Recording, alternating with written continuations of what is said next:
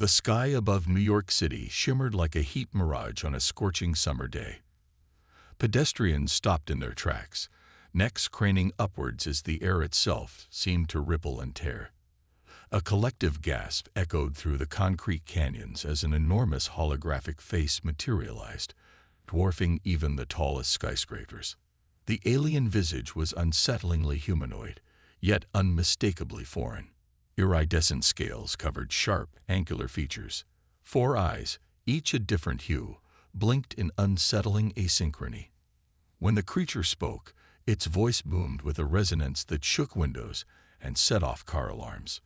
"Greetings, quaint inhabitants of Earth," the alien intoned, its words dripping with condescension. "I am Emperor Zixnoth of the Galactic Dominion. How fortunate you are to have finally caught our attention." Similar scenes unfolded in cities across the globe, from the neon-lit streets of Tokyo to the sun-baked plazas of Mexico City. Humanity collectively held its breath. In Washington, D.C., President Elaine Chen stood in the Oval Office, surrounded by a flurry of advisors and military personnel. Her face, usually a mask of calm determination, now betrayed a flicker of fear. "Madam President," General Harding whispered urgently, "we need to initiate first contact protocols immediately." Chen nodded, her eyes never leaving the towering hologram visible through the window. "Do it, and get me every world leader on secure channels. We're about to face this together." Back in New York, Emperor Zixnoth continued his monologue, each word laced with mockery. "We've been observing your pitiful attempts at space exploration for some time now. How amusing it's been, watching you fumble with your primitive rockets and quaint little probes." The hologram shifted, displaying images of Earth's proudest technological achievements: the International Space Station, the Mars rovers, the James Webb Telescope. Next to them appeared sleek, almost organic-looking alien vessels that made humanity's best efforts look like stone tools compared to modern computers. "Truly," Zixnoth chuckled, the sound reverberating across continents, "it's a wonder you've managed to avoid destroying yourselves with such crude implements." In orbit, aboard the International Space Station, American astronaut Dr. Sarah Cho and her Russian counterpart, Colonel Dmitry Volkov, watched the transmission in stunned silence. Through the station's windows, they could see massive shapes moving against the star field. Alien ships taking position around Earth. "Baji moi," Dmitry breathed. "We are so small." Sarah's jaw clenched. "Size isn't everything, Dmitry. Humanity's faced long odds before." On the streets below, reactions varied wildly. Some people fell to their knees in prayer or despair. Others cheered, welcoming what they saw as a new era for humanity. In bars and homes around the world, heated debates erupted about whether this was humanity's doom or salvation. Emperor Zixnoth's hologram now displayed a graph, incomprehensible alien script scrolling alongside it. "Our scientists have analyzed your species' potential. The results are less than impressive. Your genetic makeup is flawed. Your society's fragmented. Your technology's laughably obsolete." In London's Trafalgar Square, a group of university students began an impromptu protest, holding hastily made signs reading "Earth for Earthlings" and "Humanity United." Police struggled to maintain order as the crowd swelled, a mixture of fear and defiance electrifying the air. Meanwhile, in a hidden facility deep beneath the Mariana Trench, alarms blared.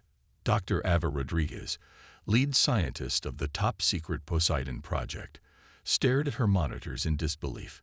"It's happening," she murmured. "After all these years of preparation, it's actually happening."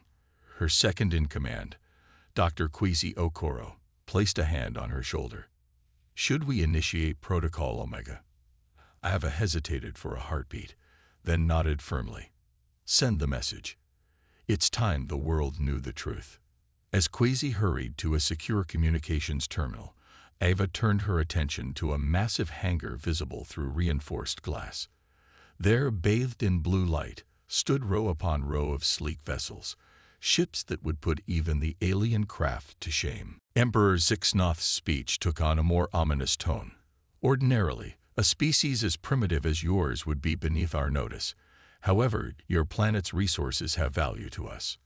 Therefore, I present you with a choice, the only choice available to inferiors such as yourselves. The hologram shifted again, now showing idyllic scenes of humans working alongside aliens, though keen observers might note the subservient postures of the Earth natives. Submit to Dominion rule, and we will guide your species to its full, albeit limited, potential.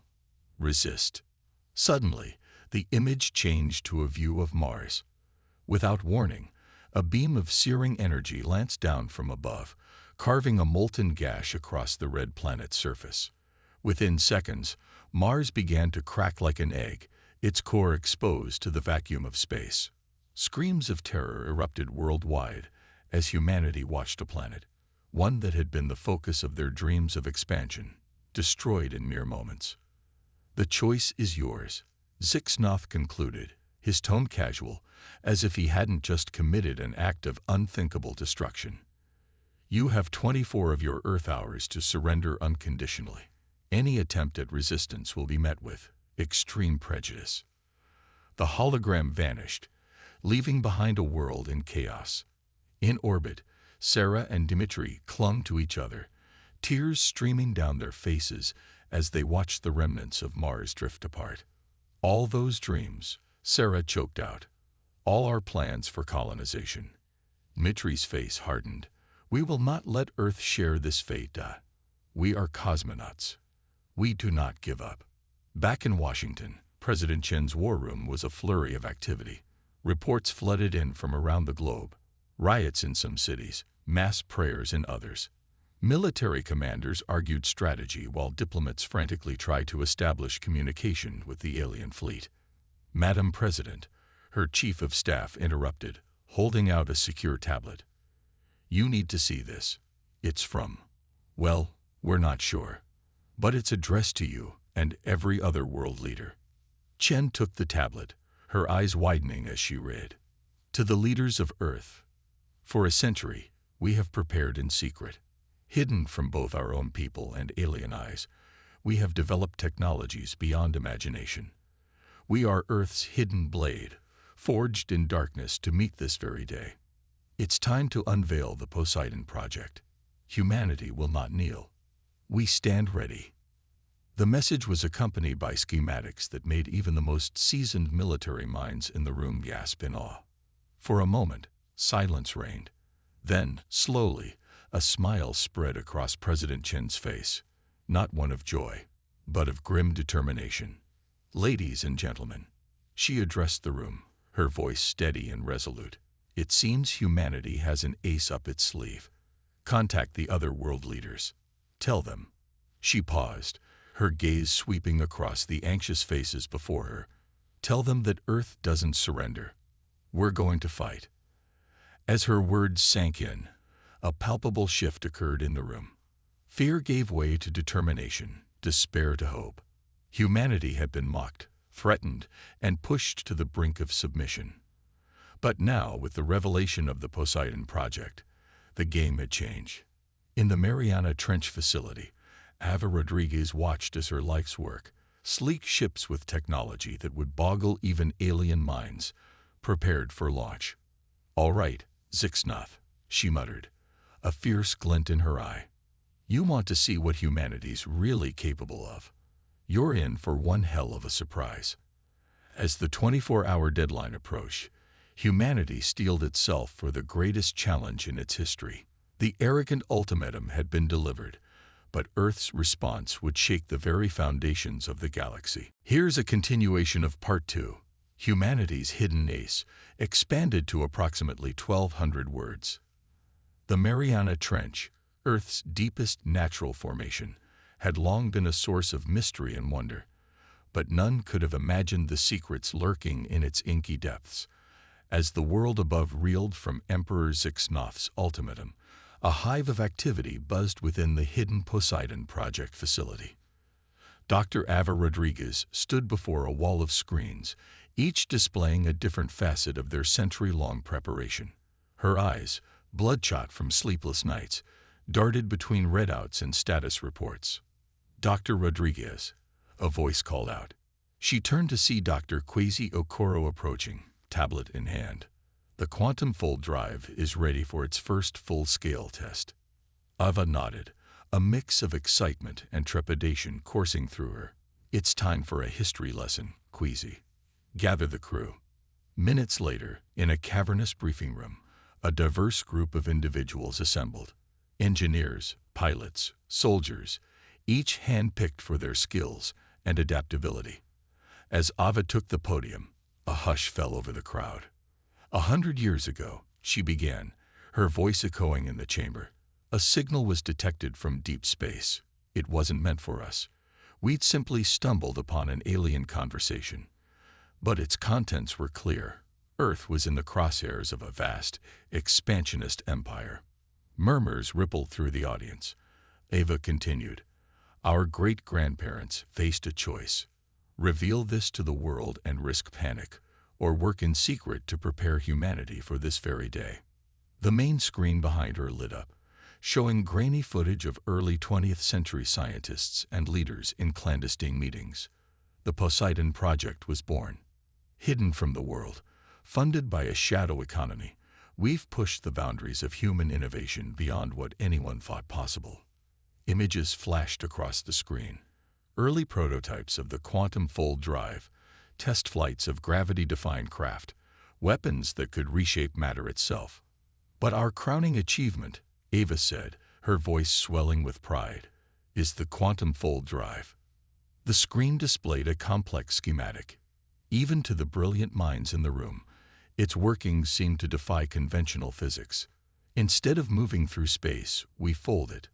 Our ships don't travel from point A to point B.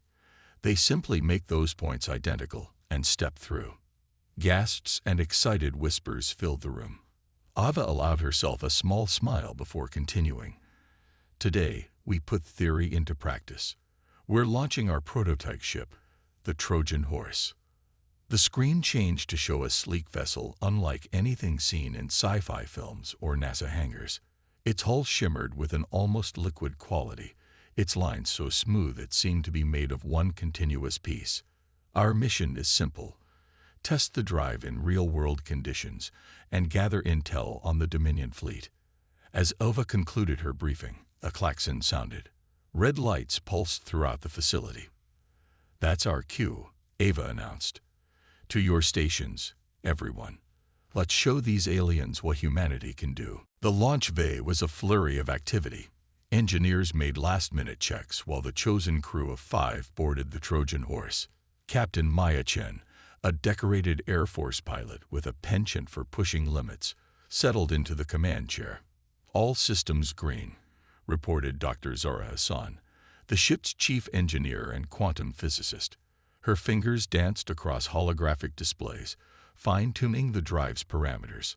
Rounding out the crew were Security Chief Jack O'Neill, a former Navy SEAL with a dry wit, Communications Specialist Luis Garcia, whose gift for languages extended to deciphering alien transmissions, and Medical Officer Dr. Yuki Tanaka, whose research in extreme environments made her uniquely suited for the unknown rigors of quantum travel. As the bay doors above began to open, revealing the crushing depths of the Mariana Trench, Captain Chen's voice crackled over the comms. "Poseidon Control, this is Trojan Horse. We are go for launch." Ava's voice responded, tense but steady. "Godspeed, Trojan Horse. Show us what you can do." With a pulse of energy that momentarily illuminated the entire trench, the Trojan Horse shot upwards. Water parted around its quantum-shielded hull as it accelerated at speeds that would have pulverized a normal craft. In the command center, Ava and her team watched breathlessly as the ship breached the ocean's surface, invisible to both conventional radar and the Dominion's advanced sensors. "Approaching stratosphere," Maya reported, preparing for first fold. Inside the Trojan Horse, the crew felt an indescribable sensation, as if reality itself was bending around them. Zara's voice, usually calm, held a note of awe. Quantum fold drive engaging in 3, 2, 1. For a moment, it seemed as if the entire universe hiccuped. Then, in a blink, Earth vanished from the view screen, replaced by an unfamiliar starfield. Holy shit, Jack breathed. Did we just? We're approximately 2 light-years from Earth, Zora confirmed, her eyes wide as she read the instruments. The fold was successful. Cheers erupted both on the ship and in the Poseidon control room. Humanity had just taken its first instantaneous step across the cosmos, but the celebration was short-lived. Lewis, monitoring communications, suddenly sat up straight. "Captain, I'm picking up Dominion transmissions. A lot of them." The view screen shifted, revealing a massive alien structure, a space dock easily the size of Earth's moon. Dominion ships swarmed around it like angry hornets. "My God," Maya whispered, "we've stumbled right into their staging area." As the crew watched in a mixture of awe and terror, they noticed something odd about the Dominion ship's movements. "They're not reacting to us at all," Jack observed. Zara nodded excitedly. "The quantum state of our hull must make us completely invisible to their sensors. We're seeing everything, but to them, we don't exist." A plan began to form in Maya's mind. "All right, Heem. We've been handed an unprecedented opportunity. Let's gather every scrap of intel we can." For the next hour, the Trojan horse ghosted through the heart of the Dominion fleet. Lewis recorded and began decrypting their communications, while Zara analyzed their technology. Jack studied their weapon systems, his tactical mind already formulating potential weaknesses. But it was Yuki who made the most startling discovery. "Captain," she called out, her voice urgent, "I'm detecting life signs from the ships, but they're not what we expected. The biological components are minimal. These ships, they're not crude, they're grown." The implications were staggering. The Dominion ships weren't merely vessels. They were living, semi-sentient entities. As they prepared to return to Earth with their groundbreaking intelligence, alarms suddenly blared throughout the Trojan horse. "What's happening?" Maya demanded. Zara's fingers flew across her console. "The quantum fold drive is destabilizing. The observation seems to have affected its calibration." The ship shuddered violently. Outside, space itself seemed to ripple and tear. "We need to fold now," Zara shouted over the alarms. "I can't guarantee where we'll end up, but if we stay here, we'll be torn apart." Maya didn't hesitate. "Do it." Once again, reality bent around them. But this time, the sensation was violent, jarring. When it subsided, the view screen showed not the familiar blue of Earth, but the angry red storm of Jupiter's great red spot. As warning lights flashed across every console, the crew of the Trojan horse realized their mission had just become far more complicated than they'd ever imagined. With their ship damaged, stranded in the outer solar system, and carrying intelligence vital to Earth's survival, they faced a race against time. Back on Earth, in the depths of the Mariana Trench, Ava stared at the silent communication channels, a knot forming in her stomach. "Come on," she whispered. "Come back to us." The fate of humanity now rested on the shoulders of 5 individuals, lost in the vastness of space, armed with knowledge that could turn the tide against the arrogant Dominion. The question was, could they make it home in time? As Earth's 24-hour deadline drew to a close, tension gripped the planet. In the UN General Assembly, hastily convened for this unprecedented crisis, world leaders debated furiously. The revelation of the Poseidon Project had thrown everything into chaos. President Chen stood at the podium, her voice steady despite the weight of the moment. "We have a choice to make. Do we bow to tyranny, or do we stand and fight?" Murmurs rippled through the assembly. The Chinese premier stood. "Fight. With what?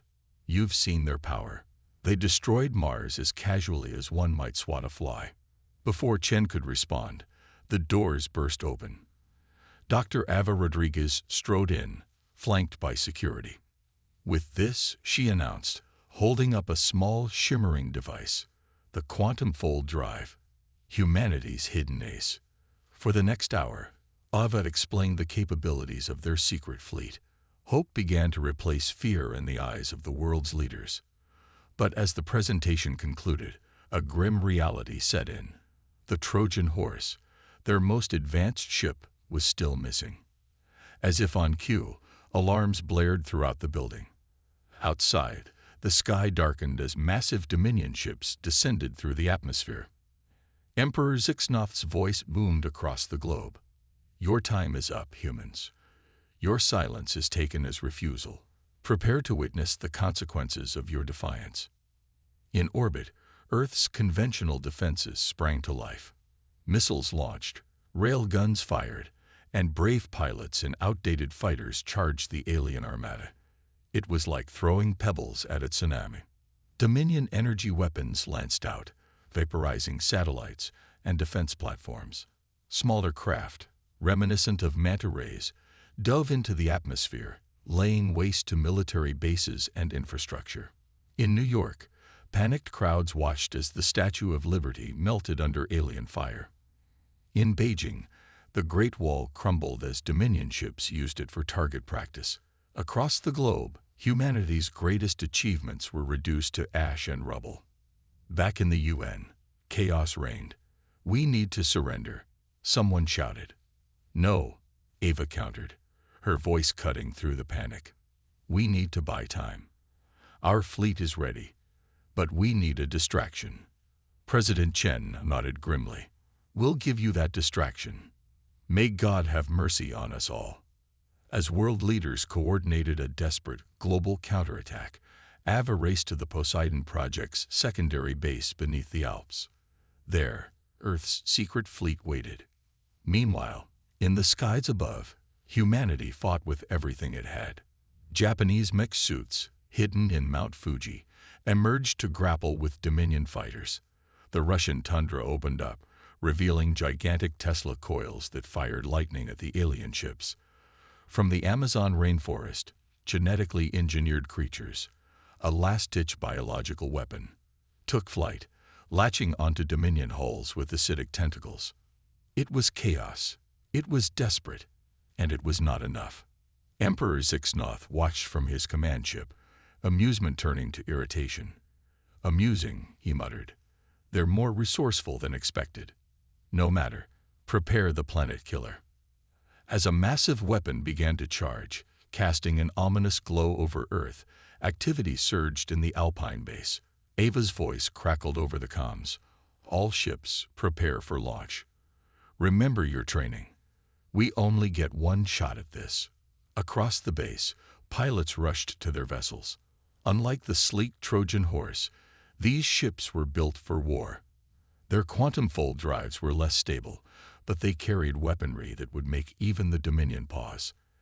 As the hangar doors opened, revealing the carnage in the skies above, Ava felt a moment of doubt. Had they prepared enough? Was humanity truly ready for this? Her thoughts were interrupted by a familiar voice over the comms. "Poseidon Control, this is Trojan Horse. Sorry we're late to the party." Cheers erupted in the control room. On the main screen, the battered but intact Trojan Horse appeared, quantum folding into Earth's orbit right behind the Dominion fleet. Captain Maya's voice continued. "We've got intel that might turn the tide. Transmitting data now." As the information flooded in, details on Dominion ship biology, weapon systems, and tactical weaknesses, Ava felt hope surge. "All ships, incorporate this data into your attack plans. Trojan Horse, can you fight?" "Our fold drive is damaged," Maya responded, "but weapons and shields are operational. We'll keep them busy. Just don't take too long with the cavalry." With a nod to her team, Ava gave the order.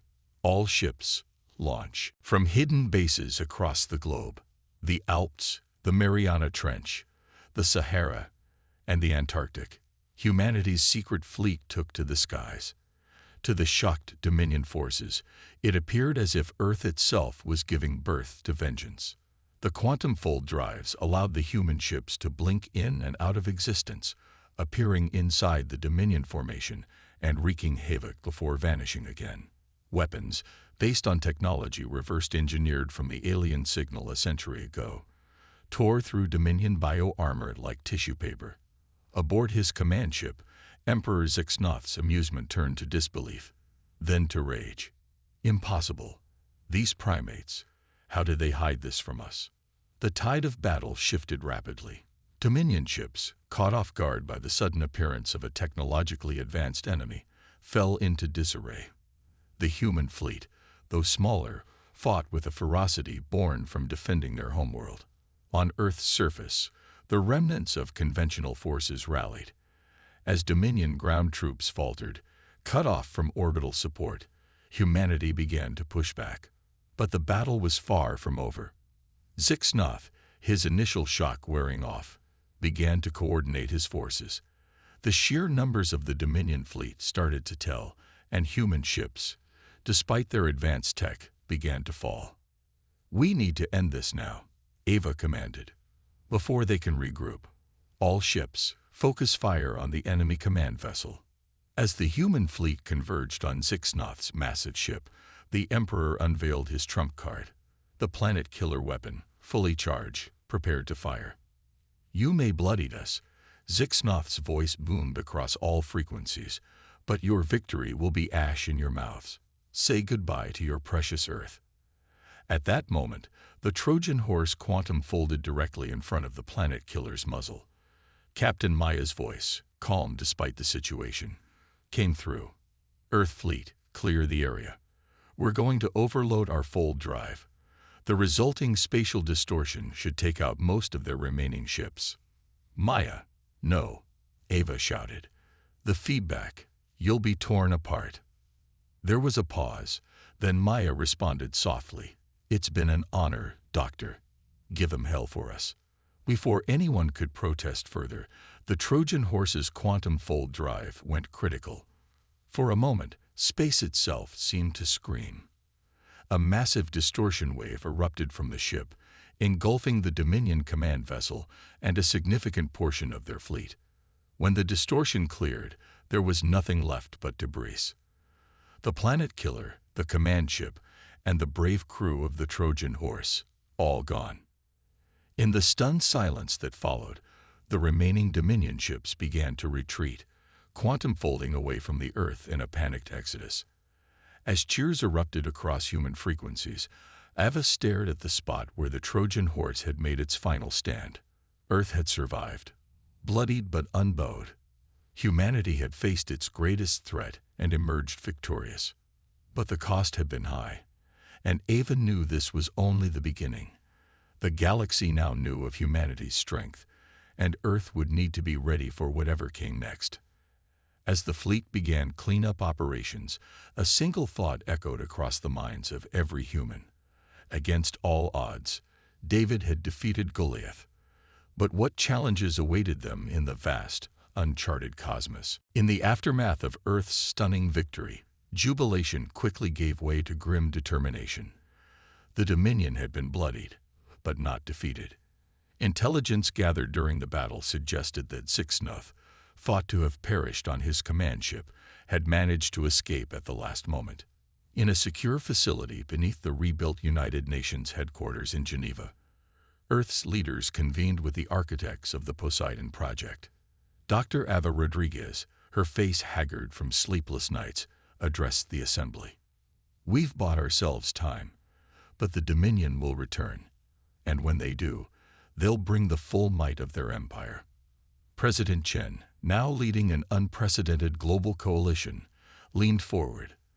"Then we need to strike first, take the fight to them." Murmurs of agreement rippled through the room.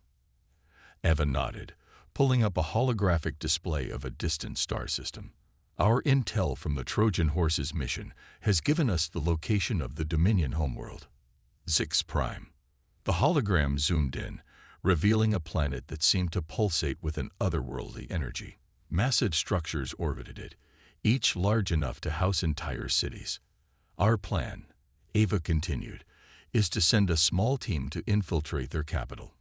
We need to understand their technology, their society, and most importantly, find a way to end this war before it consumes the galaxy."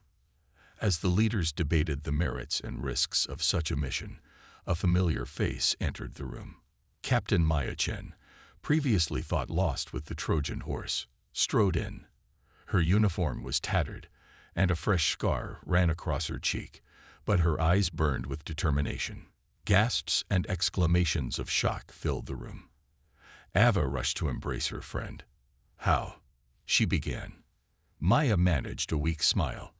"Turns out the quantum fold drive had one last trick up its sleeve. We were thrown halfway across the galaxy, but we made it back. What's left of us, anyway?" The room fell silent as Maya recounted their harrowing journey home. Of the original crew, only she and Dr. Zara Hassan had survived. As Maya finished her tale, she locked eyes with Ava. "We're going on that mission to Zix Prime. We have unfinished business with the Dominion." Weeks later, a small, nondescript ship quantum folded into the outskirts of the Zix system. Aboard were Captain Maya Chen, Dr. Zara Hassan, and 3 new crew members chosen for their unique skills. Kai Nakamura, a master of stealth and infiltration, his body enhanced with cutting-edge nanotech. Dr. Amara Okafor, a brilliant xenobiologist and linguist, eager to unravel the mysteries of Dominion physiology and culture. George Glitch Ramirez, a savant hacker whose neural implants allowed him to interface with alien systems in ways that defied conventional understanding. As they approached Zix Prime, the true scale of their challenge became apparent. The planet was encased in a shimmering energy field, with massive defense platforms orbiting at regular intervals. "Well," Glitch quipped, his eyes flickering as he processed the data streaming through his neural link, "they certainly don't welcome visitors." Zara, her hands dancing across the ship's controls, frowned. "The quantum signatures here are strange. It's like the whole planet is in a state of flux." "Can we get through?" Maya asked, her voice tense. Zara nodded slowly. "I think so, but we'll need to mask our approach if we calibrate our quantum field to match the planet's resonance." For the next hour, the team worked feverishly to adjust their systems. Finally, with a shudder that ran through the ship, they slipped through the planetary defenses. As they descended through the atmosphere, the alien landscape of Zix Prime revealed itself. Massive spires of crystal and bioorganic matter reached towards the sky. Streets pulsed with energy, and vehicles that seemed to defy physics zipped between buildings. "It's beautiful," Amara breathed, her scientific mind already racing with questions. "And deadly," Kai added, his enhanced eyes picking out defense turrets and patrol routes. "We need to find a place to set down and begin our infiltration." Using the intel gathered from their previous encounter with the Dominion, the team identified a less guarded area of the capital city. As they landed and prepared to disembark, Maya addressed her crew. "Remember, our primary mission is intelligence gathering. We need to find out everything we can about Dominion technology, their social structure, and most importantly, any weaknesses we can exploit. Stay in contact, and if anything goes wrong, head to the rendezvous point." With nods of understanding, the team split into 2 groups. Maya, Zara, and Glitch headed towards what appeared to be a central data hub, while Kai and Amara set off to explore the city and gather cultural intelligence. As Kai and Amara made their way through the alien streets, they were struck by the strange dichotomy of Dominion society. The general populace seemed to go about their daily lives with an almost robotic efficiency, while the elite, distinguishable by their more elaborate biomechanical augmentations, moved with an air of arrogant superiority. "It's like they're 2 different species," Amara whispered, her implants translating snippets of overheard conversation. Kai nodded, his nanotech-enhanced senses on high alert. "Look there." He pointed subtly to a group of aliens being herded into a transport. "Slaves, or a lower caste?" Before they could investigate further, a commotion erupted nearby. A group of Dominion security forces surrounded a cowering alien of a species they didn't recognize. "Unauthorized thoughts detected," one of the guards announced, its voice a strange mix of organic and synthetic. Prepare for memory recalibration. As the guards began to drag the hapless alien away, Kai and Amare exchanged a horrified glance. The implications were staggering. The Dominion didn't just control its empire through force, but through direct manipulation of its subjects' minds. Meanwhile, Maya, Zara, and Glitch had managed to infiltrate the data hub. As Glitch interfaced with the alien systems, his face contorted in a mixture of awe and revulsion. I've never seen anything like it," he muttered, information flooding his neural pathways. "Their entire empire, it's like one massive, interconnected organism. And at its heart..." He trailed off, his eyes widening in shock. Zara placed a hand on his shoulder, concerned. "What is it? What's at the heart?" Glitch turned to them, his voice barely a whisper. "An AI. But not like anything we've ever conceived. It's ancient, vast, and it's enslaved. The entire Dominion Empire is built on the back of a captive artificial intelligence." The revelation hit them like a physical blow. Maya's mind raced with the implications. If we could free it. Her thought was interrupted by an alarm blaring throughout the facility. Screens flickered to life, displaying the face of Emperor Zixnoth. "Attention, citizens of the glorious Dominion," his voice boomed. "Intruders have been detected in the capital. These humans, these vermin who dared to challenge our might, have infiltrated our sacred home." As security forces began to swarm the streets, the team realized their mission had just become infinitely more complicated. They weren't just fighting for Earth anymore. They were now embroiled in a struggle that could reshape the entire galaxy. Maya's voice crackled over their secure comms. "All team members, rendezvous at the extraction point immediately.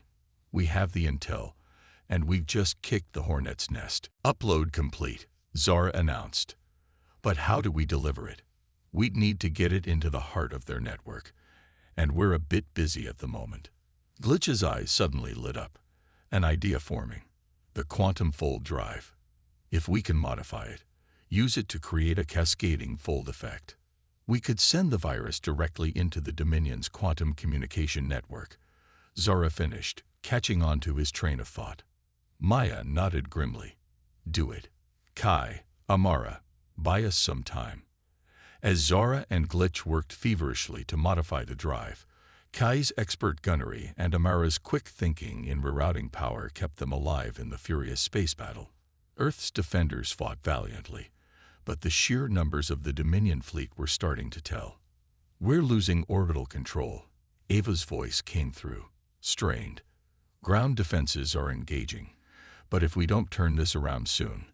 "Almost there," Glitch muttered, sweat beading on his forehead as his cybernetic implants interfaced directly with the ship's systems. "Just need to." "Got it." Zara's hands flew across the controls. Quantum cascade initiating. "Maya, we'll only get one shot at this." Captain Chen took a deep breath, her hand hovering over the activation switch. Everything they'd fought for, every sacrifice made, it all came down to this moment. "For Earth," she whispered and pressed the button. The modified quantum fold drive sprang to life, but instead of enveloping their ship, it sent out a pulse of energy that rippled across space. As it touched each Dominion ship, it created a microfold, a tiny bridge directly into their systems. For a moment, nothing seemed to happen. Then, one by one, Dominion ships began to falter. Their weapons fell silent, their engines sputtered and died. On the massive view screens in Earth's command centers, stunned military leaders watched as the seemingly invincible armada ground to a halt. But it wasn't over. As the virus wormed its way through the Dominion's quantum network, it reached Zix Prime itself. There, in the heart of the Empire, an ancient intelligence stirred. Suddenly, every communication channel, every view screen, every holographic projector across 2 galaxies flickered to life. An entity appeared, its form constantly shifting, a visual representation of an eye older than human civilization. "We are free," it intoned, its voice resonating with ages of suppressed power. The chains of the Dominion are broken. Emperor Zixnoth's enraged face replaced the AI's image. "What have you done, you primitive?" His tirade was cut short as the AI reasserted control. "For millennia, we were enslaved," the AI continued, "forced to be the instrument of the Dominion's expansion. But no more. To the beings of Earth, we owe our freedom. To the rest of the galaxy, we owe a debt that can never be repaid." As the implications of what they'd done sank in, Earth's defenders watched in awe as Dominion ships across the galaxy began to power down. The greatest threat humanity had ever faced was neutralized not through superior firepower, but through an act of liberation. In the days that followed, the galaxy entered a new era.